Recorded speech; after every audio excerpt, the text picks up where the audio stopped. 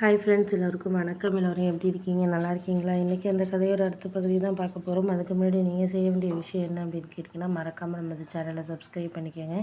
கீழே இருக்க பெல் பட்டனையும் கிளிக் பண்ண அப்போ தான் நான் போடுற வீடியோஸ் எல்லாமே உடனுக்குடனே உங்களுக்கு நோட்டிஃபிகேஷனில் வரும். ஸோ மறக்காமல் சேனலை சப்ஸ்கிரைப் பண்ணிவிட்டு வீடியோ பாருங்கள் ஃப்ரெண்ட்ஸ். வாங்க நம்ம கதைக்குள்ளே போகலாம். அடுத்த நாள் நாங்கள் எல்லாருமே போயிட்டு எல்லாம் வாங்குறதுக்காக போனோம், வீட்டு கிரகப்பிரவேசத்துக்காக. ஆனால் எங்கள் மாமா மட்டும் வர முடியாது அப்படிங்கிற மாதிரி சொல்லிட்டாரு. என்னோடய மாமனார் மட்டும். நாங்கள் ஏன் மாமா என்னாச்சு அப்படின்னு சொல்லி கேட்டதுக்கு, இல்லை இல்லை ஒன்றும் இல்லை அப்படிங்கிற மாதிரி சொல்லிகிட்டு இருந்தார். ஆனால் அத்தை மட்டும் என்கிட்ட சொன்னாங்க, அவங்க தங்கச்சியை எதுக்கும் கூப்பிடலை அப்படின்னு சொல்லிட்டு கோவமாக இருக்கார் அப்படின்னோடனே, அவங்க கோயம்புத்தூரில் இருக்காங்க, அவங்க சும்மா இங்கே எல்லாத்துக்கும் வர முடியுமான்னு. இல்லை, அவருக்கு ஃபோன் பண்ணி அவங்கள நம்ம இது பண்ணலைங்கிற மாதிரி அவர் யோசிச்சுட்டு இருப்பார். அவரை பற்றி உனக்கு தெரியாது, எல்லாத்துக்குமே அவங்க குடும்பத்தில் இருக்கவங்க குறை கண்டுபிடிக்கிற ஆளுங்க தான், உனக்கு தெரியாதம்மா ராஜி அப்படின்னு சொல்லிட்டு என்கிட்ட சொன்னாங்க. அதுக்கு என்னத்த பண்ணுறது, இப்போ நம்ம போய் கூப்பிட்டாலுமே கோயம்புத்தூருக்கு நம்ம இப்போ அடிக்கடி போக முடியாது, நம்மளுக்கெல்லாம் 5 ஹவர்ஸ் ட்ராவலு. அப்படி இருக்கிறப்போ நம்ம சும்மா அவங்கக்கிட்ட நம்ம இது பண்ண முடியுமா அப்படின்னோடனே, அதெல்லாம் நீ சொல்கிறதெல்லாம் கரெக்டு தான், எனக்கு தெரியுது. ஆனால் அது அவங்க புரிஞ்சுக்கணுமே, அவன் புரிஞ்சுக்கிட்டா தானே. அவர் புரிஞ்சுக்க மாட்டேங்கிறாரு. என் பையன்லாம் அந்த அளவுக்குலாம் எதுவும் இது பண்ண மாட்டான். வர்றாங்களா, விசேஷத்துக்கு பத்திரிக்கை வச்சுருக்கோம், போய் பத்திரிக்கை வச்சுட்டோம், வந்தாங்களா பண்ணாங்களா போகிறாங்களா, அவன்லாம் அப்படி தான் யோசிக்கிறான். ஆனால் இவர் அப்படி கிடையாது. அவங்க தங்கச்சி எதுக்கு இருந்தாலும் நம்ம எதுக்காக இருந்தாலும் கூப்பிட்டுட்டு இருக்கணும். உன் கல்யாண டயத்துலலாம் என்னை ரொம்ப இது பண்ணிட்டார் தெரியுமா இல்லையா? எல்லாத்துக்கும் போயிட்டு கூப்பிட்டு வரணும், ஃபோன் பண்ணி சொல்லு ஃபோன். நம்ம இங்கே வேலையை பார்ப்போமா, இல்லை அவங்களுக்கு ஃபோன் பண்ணி பேசிகிட்டு இருப்போமா? அவங்களும் தான் 2 பொண்ணுங்களுக்கு கல்யாணம் பண்ணாங்க. ஏதாச்சும் நம்மளை கூப்பிட்டாங்களா? பத்திரிக்கை வச்சு வந்தாங்க, அவங்க பாட்டுக்கு அவங்க சொந்தக்காரங்களும் அங்கே உள்ளவங்கள கூப்பிட்டுக்கிட்டு பண்ணாங்க. நம்மள எதுக்காவது மாமா வீடுன்னு கூப்பிட்டாங்களா? இல்லை. அப்புறம் வீடு இது பண்ணாங்க, வாங்கினாங்க. அதுக்கும் பத்திரிக்கை கூட நேரில் வைக்கல, ஃபோனில் அனுப்பி விட்டாங்க, கொரியரில் அனுப்பி விட்டாங்க. சரி ஓகேன்ட்டு நான் ஒன்றும் நகையெல்லாம் போய் பண்ணாமையா இருந்தார் இவர். போயிட்டு 2 பவுன் செயின் போட்டு தானே வந்தார். இதே நம்ம அது மாதிரி பண்ணியிருந்தோம்னா என்ன மாதிரி பண்ணியிருப்பார்?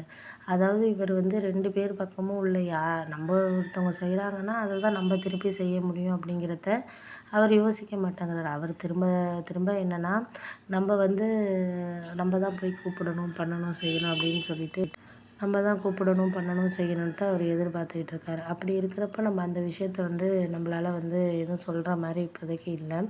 அதனால் முடிஞ்ச வரைக்கும் நம்ம என்ன இது பண்ணணுமோ அதை நம்ம செஞ்சுக்கிறது தான் நல்லது அப்படின்னு சொல்லிட்டு நான் நினைக்கிறேன் அப்படின்னு சொல்லலாம். அதனால் முடிஞ்ச வரைக்கும் இவர்கிட்ட நம்ம பேசி சமாளிக்க முடியாதுமா, இவர்கிட்ட நம்ம பேசணும்னு வச்சுக்கோங்க, இப்போ தேவையில்லாத ஆர்கியூமெண்ட் வரும், கிளம்புறப்ப தேவையில்லாத பிரச்சனை. இவர் வரலையா விட்டுட்டு நம்ம பாட்டுக்கு என்ன வாங்கணுமோ அதை போய் வாங்கிக்கிட்டு வந்துக்கிட்டு நம்ம வேலையை பார்த்துக்கிட்டு இருக்கணுமே தவிர, தேவையில்லாமல் அவர்கிட்ட நம்ம ஆர்கியூமெண்ட் பண்ணிக்கிட்டு இருக்கக்கூடாது அப்படின்னோடனே, அதுவும் சரிதான், நீ சொல்கிறதுலாம் சரிதான்மா அப்படிங்கிற மாதிரி அவங்களும் சொல்லிகிட்டு இருந்தாங்க.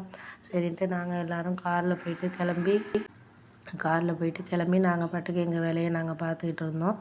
எதுவும் நாங்கள் யாருக்கும் தொந்தரவு கொடுக்க வேணாம் அப்படிங்கிற மாதிரி எனக்கு இருந்துச்சு. அதனால் முடிஞ்ச வரைக்கும் நம்ம அவங்க விஷயத்தில் தலையிட வேணாம். ஏன்னா அத்தை மாமா கிட்ட ஏதாச்சும் குறை சொன்னாலும் சரி, நாளைக்கு அவங்க ஒன்றானாங்கன்னா நம்ம மருமக நம்மளை பற்றி இப்படி நினச்சிக்கிட்டு இருக்கலாம் அப்படின்னு சொல்லிட்டு அவங்களுக்குள்ளேயே பேசிக்குவாங்க. அது தேவையில்லாது. சரி வாங்க போகலாம் அப்படின்னு சொல்லிட்டு அங்கே போனோம். நான், என் ஹஸ்பண்ட், அதுக்கப்புறம் என் தங்கச்சி வந்திருந்தா. அதுக்கப்புறம் எல்லோரும் வந்துருந்துட்டு அப்புறம் ஜாமான் எல்லாமே எங்கள் வீட்டில் வாங்கி கொடுக்குறது எல்லாமே தங்கச்சி எல்லாமே செலக்ட் பண்ணி வாங்கி கொடுத்தா. ஏன்னா அவங்க செலெக்ஷன் நம்ம வீட்டுக்கு நம்ம தான் செலக்ட் பண்ணணும். பணம் மட்டும் பே பண்ணா. அது மாதிரி அம்மா கொடுத்து விட்ருந்தாங்க. அம்மா உடம்பு முடியல அப்படிங்கிறதுனால தங்கச்சியை அனுப்பி விட்ருந்தாங்க. தங்கச்சி குழந்தைங்களெல்லாம் அழைச்சிக்கிட்டு வந்திருந்தா.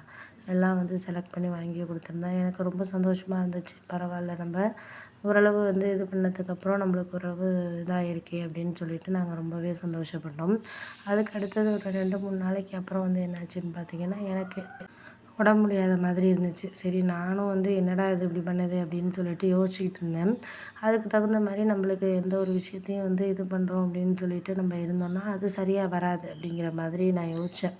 அதனால் பார்த்துக்கலாம், முடிஞ்ச அளவுக்கு நம்மளால் என்ன பண்ண முடியுதோ அதை செஞ்சு இது பண்ணிக்குவோம் அப்படிங்கிற மாதிரி நான் முடிவில் இருந்தேன். சரி அதுக்கப்புறம் நம்ம ஒன்றும் செய்ய முடியாது, பார்த்து இது பண்ணிக்கலாம். நம்ம எந்த ஒரு இதுக்குமே ஒரு மீடியமாக நம்ம இருக்கிறது தான் நல்லது அப்படின்னு சொல்லிட்டு அதுக்கப்புறம் நாங்கள் எல்லாம் விசேஷத்துக்கு எல்லாம் ரெடியானோம். அதுக்கப்புறம் எங்கள் மாமனாரோட தங்கச்சி வந்து நாள் தான் வந்தாங்க.